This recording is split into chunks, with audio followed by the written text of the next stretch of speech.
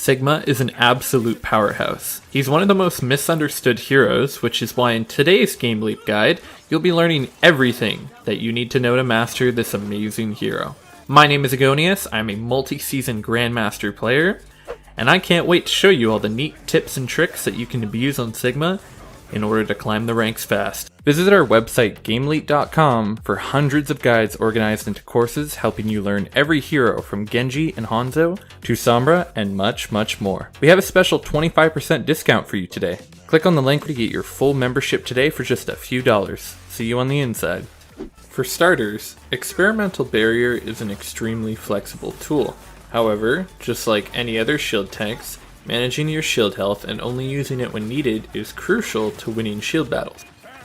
Here you can see I only use my shield when I directly need it, and when it's low I recall it and use the natural cover to recharge it a bit. This way, you'll be able to hold points a lot longer and easier, making it extremely difficult for the enemy team to make any progress. If the enemy team has a Sigma, it's only really a matter of who can sustain their shield the longest.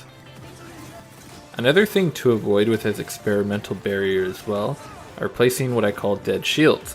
What this means is putting a shield down with no real purpose can lead it to taking a lot of unnecessary damage, or just forgetting to recall a shield while you're repositioning yourself and you aren't benefiting from.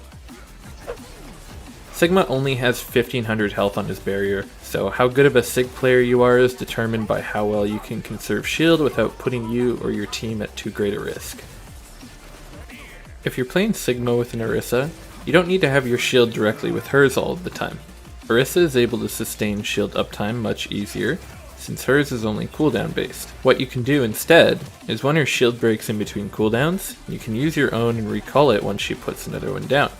On top of that, you can also use your shield to break the line of sight of enemy supports while her shield is up, or even place it to block the line of sight of Widowmaker or Hanzo.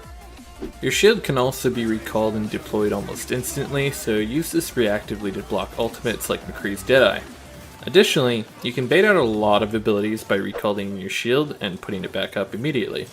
For example, here you can see I block Sigma's Accretion by baiting it out and then just putting up my shield, because I know he's going to do it. With Zarya, I see a lot of players use Kinetic Grasp when they get bubbled by Zarya, which doesn't really benefit either of you. Try to use your Kinetic Grasp after your Zarya has already exhausted her projected barrier if you need to.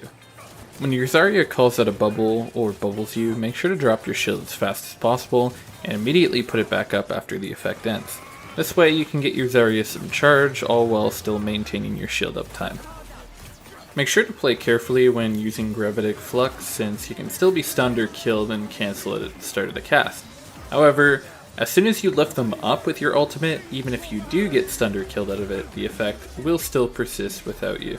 Against the Wrecking Ball, use your Accretion sparingly and try to save it if possible, since you should look to use it on him when he lands with Pile Driver. As soon as you see him descent, use your Accretion as your team can potentially get a kill out of it, and at the same time you're protecting your teammates from dying to the follow-up damage. On top of that, if you need to clear Wrecking Ball's mines, you can just push your shield through them. With Pirate Ship, you should still always run an Orisa. Although Sigma is a shield tank, unlike Rein and Orisa, his shield remains stationary even if the payload moves.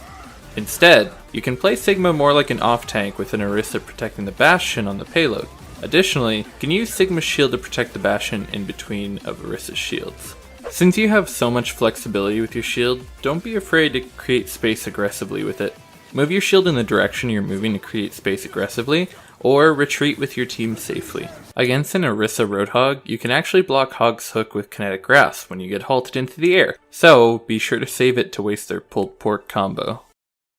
Now, make sure to save your Accretion for enemy ultimates you know are coming soon, like Reaper's Death Blossom or Pharah's Barrage. And alternatively, you can save Kinetic Grasp since it lasts roughly the same duration as those ultimates if you'd prefer. For Pharah's Barrage specifically, you can even use your shield to make her eliminate herself. Some interesting mechanical things to note on Accretion is that your stun duration is actually based on how far away you hit someone with it, up to a maximum of 5 seconds.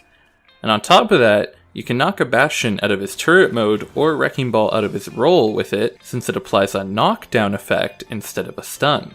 Also, fun fact, if you use Graphitic Flux on top of the point after overtime has been running long enough, you can actually forcefully raise enemies above the point's range and either capture it or burn out the overtime wick.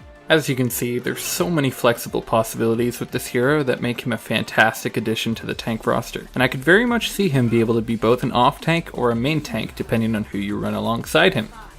On this game of Junkertown on Attack, I run Sigma along Orisa, where I put several tips discussed into practice. Starting off, to make sure my Bastion gets on point, I put my shield out until Orisa can set hers down. For Pirate Ship, you always want to play with the payload at the beginning, since if your first push goes well, it's very easy to snowball to the third point. Whenever Orisa's shield goes down, I make sure to keep our Bastion safe with Experimental Barrier until she can put her shield down once again. Sigma can still synergize with Orisa, much like Roadhog, since you can still combo Accretion or your primary fire to Orisa's Halt pulls, but you also have the flexibility of covering more areas with your shield when you need to. Despite his shield being relatively weak against Bastion, the rest of Sigma's kit is actually really strong against him, since you can absorb his fire with Kinetic Grasp, and take him out of turret mode with Accretion. And, on top of that, your ultimate is just as effective as a Graviton Surge on a grouped up Bastion bunker. Since the payload is safe for now, I elect to push up a bit and hold the line aggressively to deny the enemy team space to position themselves to deal with our Bastion. Giving Bastion as much breathing room and damage assistance as possible will lead to our team taking an extremely easy point 2 with over 7 minutes remaining. For a section like these where there's a lot of distance out of the range of my primary fire, I push up using natural cover with my barrier. In this situation, I use my ultimate on top of that to create as much space as possible for my team.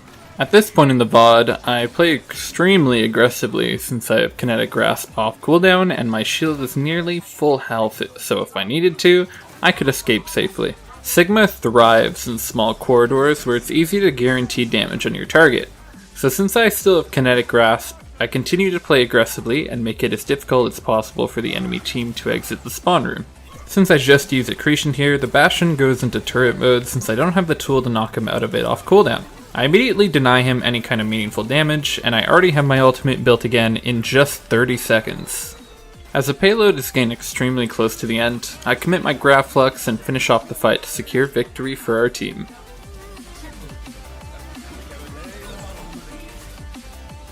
That match was a pretty normal style of play for Sigma, where he used the flexibility of his shield to aggressively take space. However, with his Mage Bruiser style of kit, there's actually a few ways that you can play him in unorthodox ways as well. Let's take a look at an example of using game sense to create opportunity in a creative way. In this game, I'm running with an Orisa as the primary tank once again. As I've established before, when you play with an Orisa, you should be looking to most of the time play with your shield and replace it with your own when hers goes down. However, for this match, I specifically take advantage of Sigma's kit and use him a bit more like you would a Roadhog, by looking at angles safely from the sidelines and trying to create opportunities for my team.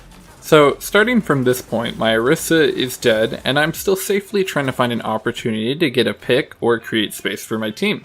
Here, I notice a Junkrat out of position, so I shield myself and try to predict his movement to land Accretion and punish him for overextending. Okay, so I just got a pick and my Orisa is back now, so normally here's where I would recommend is just push with your Orisa. However, I see the enemy team only has a Sigma as their main tank. This positioning lets me pretty much safely fire at their flank, and I can escape safely to the right hallway using my shield if I need to. At this point, our team gets a pick on the enemy Sigma. Orisa then comes toward me so we can start using our shields again together since their team won't have any.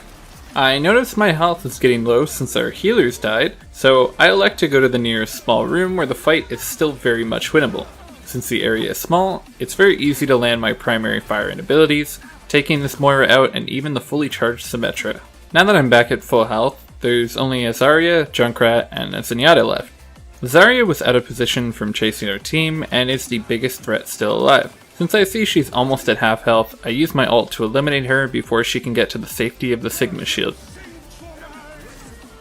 With Zarya eliminated and my teammates coming back from spawn, we can clean up the point and capture it safely. For the rest of the match, I played with our Orisa and swapped shields, but we were still only able to make 33% in capture progress on the point until our very last fight. Instead of going main with the Orisa, I opt to go and try and set up a combo with our soldier to create space through the choke, since there's barely enough time to play the shield battle. Here I use my ultimate to raise enemies into the air for our soldier to use his tactical visor, and secure the victory on Paris for our team. In essence, Sigma is definitely a unique addition to the tank roster, and absolutely thrives on playing aggressive with your cooldowns available. Stick to creating space in any way possible, dishing out tons of AoE damage while keeping yourself safe. If your kinetic grasp is on cooldown or your shield health is low, look to play more conservatively until they're back up again. I really appreciate you guys checking out my first video, and I'm excited to make a lot more. Share your feedback in the comments below and we'll make sure to respond to all of you. Visit our website GameLeap.com for hundreds of guides organized into courses helping you learn every hero from Genji and Hanzo to Sombra and much more. We have a special 25% discount for you today. Click on the link right here to get your full membership today for just a few dollars. See you on the inside.